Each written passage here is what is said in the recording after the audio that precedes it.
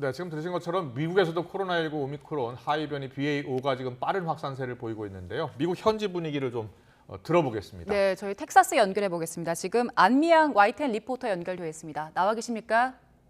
네, 안녕하십니까. 안미양입니다. 네, 한국이요. 오늘 코로나 하루 확진자 3만 명 넘어섰습니다. 재유행 위기감이 커지고 있는데 텍사스도 코로나19 확진자가 많이 늘었습니까?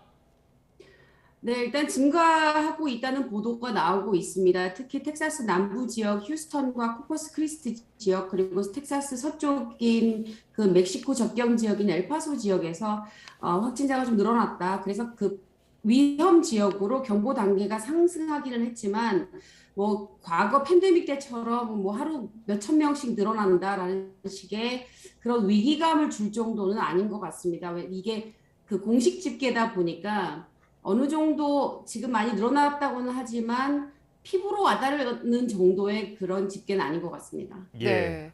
일단 수치는 늘고 있지만 위기감이 들 정도는 아니라고 말씀하셨는데 그런데 2주 사이 입원율이 상당히 높게 올랐더라고요. 18% 정도의 증가세를 보였는데 이와 관련해서 분위기는 괜찮습니까? 네, 그 미국 언론 보도를 보면 뉴욕주하고 캘리포니아 지역에서 확진자 수가 증가하면서 입원율도 늘었다는 보도가 나오고 있고요.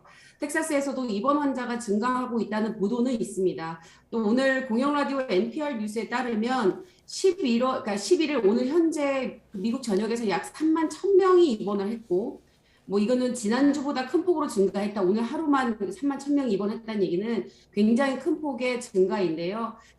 하지만 분위기는 큰 차이는 없는 것 같습니다. 물론 일부 의료 전문가들은 BA.5가 재감염이 잘 되는 것으로 확인됐다. 뭐 그래서 확진 후에 보통 자가 면역이 생기면 재감염이 안 된다는 게 정설이었거든요. 예. 그런데도 오미크론 하위 변이의 경우에 재감염 사례가 늘어나면서 주의해야 한다고는 하지만 그래도 이거는 보도에서는 그렇게 나오는데 주변의 일상생활에는 큰 변화는 없어 보입니다. 네, 그렇군요.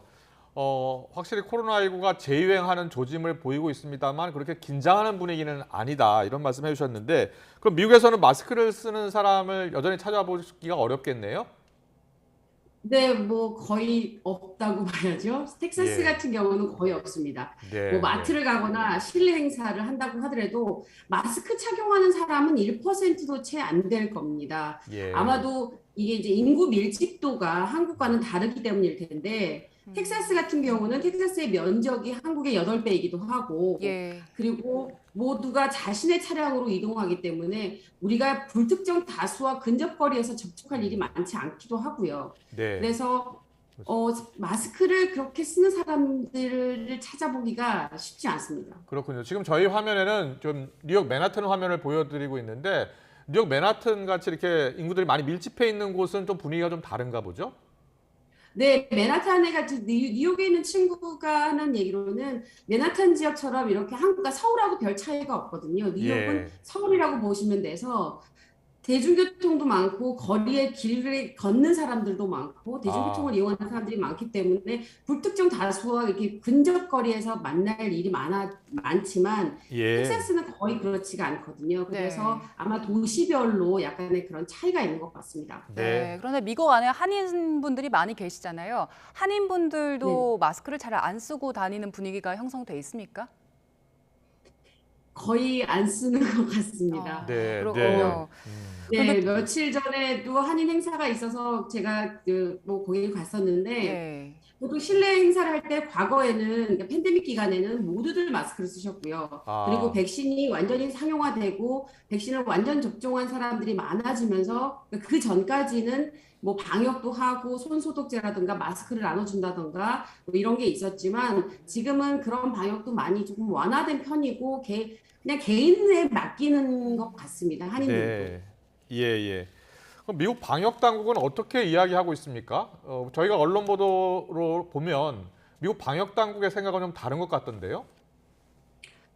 방역 당국에서도 일단은 지금 보도에서 보면 마스크를 권고하는 정도인 것 같아요. 아, 의무화가 그래서 아니고요. 예전에는 네, 의무화가 아니고 뉴욕주하고 캘리포니아주에서도 네. 권고를 한다라고 발표를 했지 마스크를 의무화하겠다라고 다시 되돌아가지는 않고 있거든요. 그렇군요. 그리고 아무래도 예, 저 연방에서 하는 방역도 있지만 이제 미국 같은 경우는 각 주가 관리를 하기 때문에 텍사스 주는 거의 방역과 관련된 그 어떠한 언급 자체가 없고요. 지금 네, 인구 밀집도가 높은 아무래도 뉴욕과 캘리포니아 지역 같은 경우에서도 그냥 권고 차원인 것 같습니다. 알겠습니다. 네. 자, 그리고 방역 관련해서 좀 짚어보자면 한국에서는 격리를 하게 되면 일주일 정도를 격리를 해야 되는데 지금 미국에서는 격리를 어떤 식으로 합니까? 여기는 격리가 의무는 아닙니다. 그래서 음, 보통 이제 본인이 코로나 확진을 그 미국에서 행정부에서 바이든 행정부에서 자가 진단 키트를 무료로 배포했거든요. 네, 모든 네. 미국인 모두가 우체국을 통해서 받을 수 있었는데 예, 그러다 보니까 각 가정에 신속 항원 그 키트, 자가 진단 키트를 다 가지고 있어서 네. 그걸로 검사를 하다가 해서 양성이 나오면 그냥 스스로 자가 격리를 하는 거지 뭐 국가에서 의무라던가 뭐 지자체에서 의무적으로 격리를 해야 된다던가 이런 방침은 그렇군요. 없습니다. 그렇다면은 코로나에 걸려도 회사에 출근하는 사람들도 있겠네요. 보통 아픈 경우는 안 가는데 네. 무증상인 경우에는 갈 수도 있겠죠. 예, 네. 그렇군요. 그러면 치료는 어떤 식으로 하게 됩니까?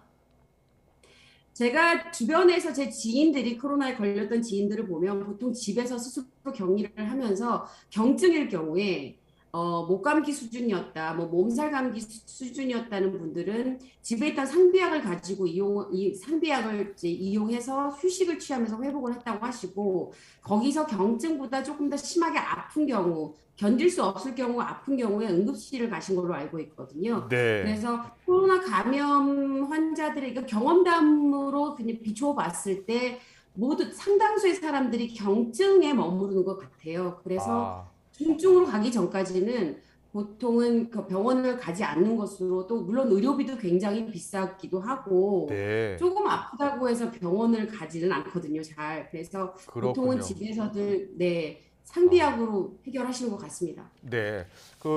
코로나 치료 잠깐 하나만 더 여쭤볼게요. 미국에서는 네. 코로나 치료를 모두 자가비용으로 부담합니까?